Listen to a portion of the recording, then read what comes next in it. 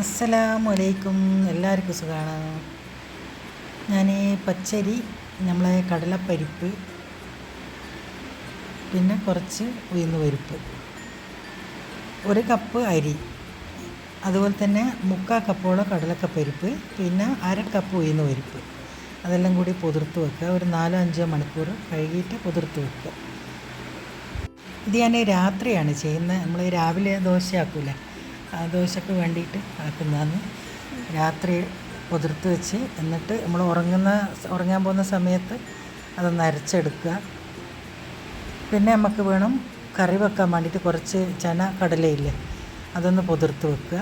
അരി നല്ലോണം കുതിർന്ന് വന്നിട്ടുണ്ട്. ഇനി മിക്സിയിൽ 2 പ്രാവശ്യമാക്കിയിട്ട് മിക്സിയിൽ അരക്കാനുണ്ട്.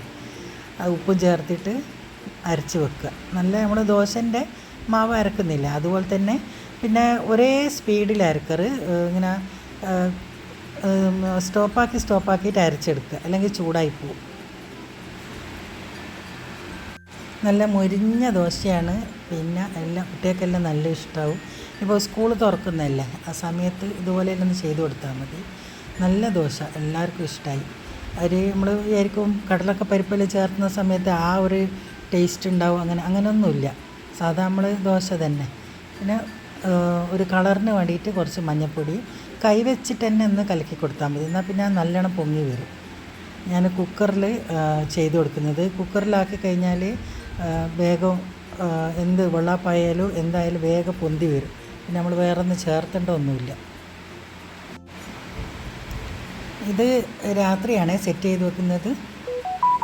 ഇനിയിപ്പോൾ രാവിലെ നമ്മൾ ചെയ്യുന്നത് കടലക്കൻ്റെ കൂടെ തന്നെ 2 ഉരുളക്കും കൂടി ഇട്ട് കൊടുക്കുക. കുറച്ച് മഞ്ഞൾപ്പൊടി, ഉപ്പിടുന്നില്ല, മഞ്ഞൾപ്പൊടി ഇട്ട് കൊടുത്തിട്ട് വേവിക്കാൻ വെക്കുക. പിന്നെ പാത്രം അടുപ്പിൽ വെച്ചിട്ടുണ്ട്. പിന്നെ അതിലേക്ക് വെളിച്ചെണ്ണ ഒഴിച്ച് കൊടുക്കുക. കുറച്ച് കടുകിട്ട് പൊട്ടിക്കുക. പിന്നെ അതിൻ്റെ കൂടെ തന്നെ ചെറുതായി അരിഞ്ഞ ഒരു വലിയ ഉള്ളി അതൊന്ന് ഇട്ട് കൊടുക്കുക. പിന്നെ ഇഞ്ചി വെളുത്തുള്ളി അതൊന്ന് നല്ലോണം ചതച്ചിട്ട് അതും ഇട്ട് കൊടുക്കുക. പിന്നെ നല്ലോണം വാടി വരുന്ന സമയത്ത് പിന്നെ നമുക്ക് കുറച്ച് നല്ല ജീരകം ചേർത്ത് കൊടുക്കണം. പിന്നെ ഒരു കറുവപ്പട്ടൻ്റെ ഇലയില്ല അത്, പിന്നെ 1/2 ടീസ്പൂൺ മല്ലിപ്പൊടി, ഒരു 1/4 ടീസ്പൂൺ മഞ്ഞൾപ്പൊടി, പിന്നെ ചിക്കൻ മസാലപ്പൊടിയില്ല അത്, അല്ലെങ്കിൽ ചന മസാലപ്പൊടി ഉണ്ട്, അത് ചേർത്ത് കൊടുക്കുക. പിന്നെ ഒരു തക്കാളി, കുറച്ച് വലുപ്പമുള്ള തക്കാളി അരച്ചിട്ട് അതുകൂടി ചേർത്ത് കൊടുക്കുക. അതാണ് നമുക്കിതിൽ ചാറ് വരുന്നത്. ആ അരപ്പും കൂടി ഇതിൽ ഒഴിച്ച് കൊടുത്തിട്ടുണ്ട്. പിന്നെ നല്ലോണം മിക്സ് ചെയ്തിട്ട് എടുക്കുക. ശരിക്കും നമ്മൾ ദോശയല്ലേ ഉണ്ടാക്കുന്നത്, ദോശമാവ് ആണ്, പക്ഷേ ദോശയല്ല ഉണ്ടാക്കുന്നത്. അതിൽ കുറച്ച് കായപ്പൊടിയും നല്ല ജീരകവും ചേർത്ത് കൊടുക്കുക. കറി നല്ലോണം തിളച്ച് കുറുകി വന്നതിന് ശേഷം നമ്മൾ ആ വേവിച്ച കടലക്കയല്ലേ അത് ചേർത്ത് കൊടുക്കുക. രണ്ടും ഒന്നിച്ചാണ് ചെയ്യുന്നത്, അതുകൊണ്ടാണ് മിക്സായി വരുന്നത്. പിന്നെ നമ്മളെ ഈ മാവ് ഒരു ഫ്രൈ പാനിൽ ഞാൻ നോൺ സ്റ്റിക്ക് പാനിൽ എണ്ണ ചൂടാക്കി എടുത്തിട്ടുണ്ട്. ഓയിലാണ് ഉപയോഗിച്ചത്. പിന്നെ അതിലേക്ക് ഒരു തവി കോരി ഒഴിച്ച് കൊടുക്കുക. എന്നിട്ട് നല്ലോണം പൊങ്ങിയതാണ്. ലോ ഫ്ലെയിമിലൊന്ന് വേവിച്ചിട്ടെടുക്കുക. എന്നിട്ട് ഒരു സൈഡ് നല്ലൊരു ഗോൾഡ് കളറാകുന്ന നേരം ഒന്ന് മറിച്ചിട്ട് കൊടുക്കുക. പെട്ടെന്ന് തന്നെ വെന്ത് കിട്ടും. ഇത് നല്ലൊന്ന് ഫ്രൈ ആകുന്ന സമയത്ത് കോരി മാറ്റുക. ഒരു ടിഷ്യൂ പേപ്പർ വിരിച്ച് കൊടുത്തിട്ടുണ്ട്, അതിലേക്ക് കോരി വെച്ച് കൊടുക്കുക. നല്ല നമ്മൾ ഉഴുന്ന് വടയിലും തിന്നുന്നില്ല, അതുപോലെ നല്ലൊരു ക്രിസ്പി ഉണ്ടാവും. പിന്നെ അങ്ങനെ എണ്ണയൊന്നും കുടിക്കുകയൊന്നുമില്ല. എല്ലാവർക്കും ഇഷ്ടമായിട്ടുണ്ടെങ്കിൽ ഉണ്ടാക്കി നോക്കാം. സ്കൂൾ തുറക്കുമ്പോൾ ഉണ്ടാക്കി നോക്കാം.